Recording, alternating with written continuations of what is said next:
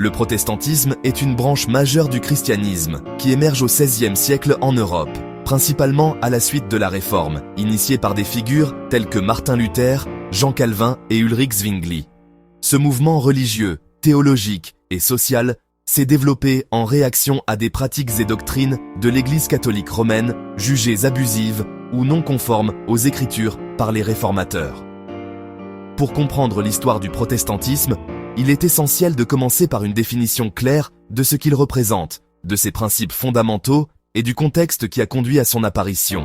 Cette première partie se concentrera sur la définition du protestantisme, ses origines conceptuelles et les idées qui le distinguent.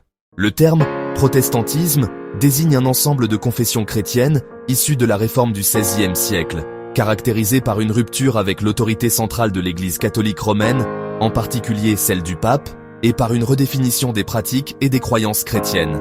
Le mot « protestant » trouve son origine dans la protestation de Speyer 1529, un document rédigé par des princes luthériens allemands pour s'opposer à une décision impériale visant à limiter la propagation des idées réformatrices dans le Saint-Empire romain germanique. Cependant, au-delà de cet événement spécifique, le protestantisme englobe une diversité de courants théologiques et ecclésiaux, allant du luthéranisme au calvinisme, en passant par l'anglicanisme, l'anabaptisme et, plus tard, des mouvements comme le méthodisme ou le pentecôtisme. Le protestantisme se distingue par plusieurs principes fondamentaux, souvent résumés par les 5 sola, du latin « seulement », qui forment le socle théologique commun à la plupart des branches protestantes. Sola scriptura, l'écriture seule. La Bible est la seule autorité suprême en matière de foi et de pratiques religieuses. Les protestants rejettent l'idée que la tradition ecclésiastique ou les décisions papales est une autorité équivalente ou supérieure à celle des Écritures. Sola fide, la foi seule. Le salut est obtenu uniquement par la foi en Jésus-Christ et non par les œuvres ou les mérites humains. Sola gratia, la grâce seule. Le salut est un don gratuit de Dieu, accordé par sa grâce, et non le résultat d'efforts humains. Solus Christus, le Christ seul. Jésus-Christ est le seul médiateur entre Dieu et les hommes, ce qui exclut le rôle des saints, de la Vierge Marie ou du clergé comme intermédiaire nécessaire. Soli Deo Gloria, à Dieu seul la gloire. Toute la gloire revient à Dieu, et les actions humaines, qu'elles soient religieuses ou séculières, doivent être orientées vers sa glorification. Ces principes marquent une rupture nette avec la théologie catholique de l'époque, qui accordait une place importante à la tradition, au sacrement, à l'intercession des saints et à l'autorité du pape. Le protestantisme naît dans un contexte de crise religieuse, sociale et politique en Europe au début du XVIe siècle.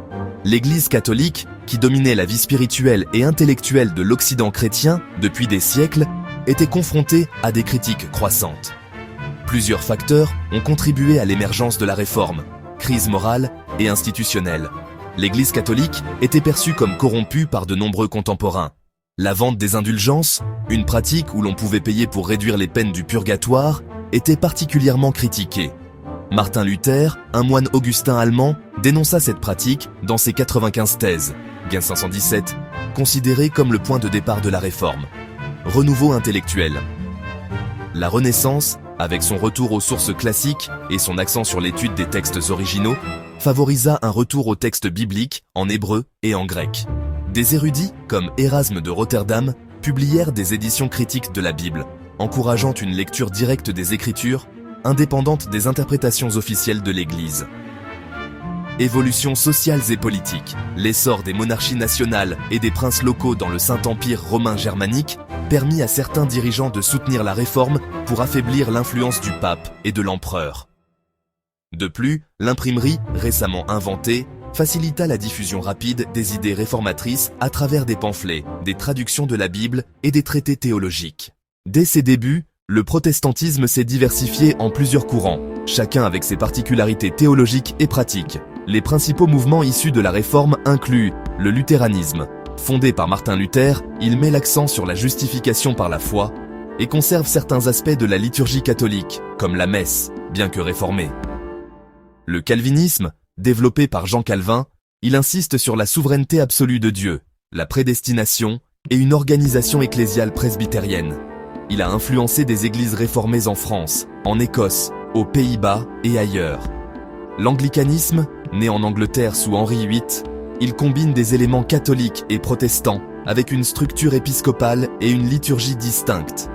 L'anabaptisme, un mouvement radical qui prônait le baptême des adultes et non des nourrissons, une séparation stricte entre l'Église et l'État et une vie communautaire basée sur les Écritures. Le protestantisme se caractérise par sa diversité. Contrairement au catholicisme, qui repose sur une structure hiérarchique centralisée, le protestantisme n'a pas d'autorité unique. Chaque église ou dénomination peut interpréter les Écritures et organiser son culte de manière autonome, ce qui a conduit à une grande variété de pratiques et de croyances. Cette pluralité a également favorisé des débats internes, parfois conflictuels, mais a aussi permis au protestantisme de s'adapter à différents contextes culturels et historiques. Le protestantisme a profondément marqué l'histoire européenne et mondiale. Il a non seulement transformé la sphère religieuse, mais aussi influencé la politique, l'économie, l'éducation et la culture. Par exemple, l'éthique protestante, en particulier dans sa variante calviniste, a été associée par le sociologue Max Weber à l'essor du capitalisme en raison de son accent sur le travail, la discipline et la responsabilité individuelle.